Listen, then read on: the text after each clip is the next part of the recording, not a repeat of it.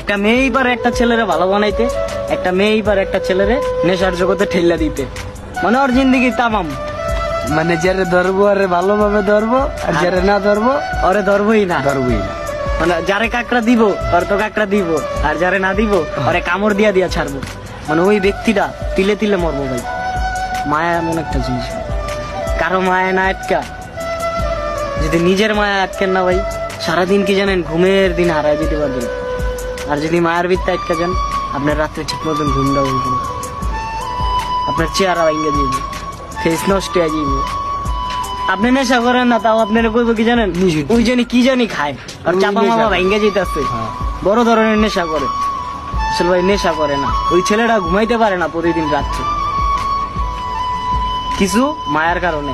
কারণ ওই যে মায়ের ভিত্তি আটকা গেছে, সারা রাত কান্দে ছেলেটা। কি কারণে কান্দে? ওই যে মায়ার লগে আটকে গেছে গা। মায়ের লাগে আটকা গেছে। এই জন্যই বলে দুনিয়ার সবচেয়ে বড় খুনি মায়া। মায়া জিনিসটা হইলো যে দাদা, এই পৃথিবীর সবচাইতে একটা তুচ্ছ জিনিস, অনেক বাজে একটা জিনিস, বিশাল বড় একটা জেল।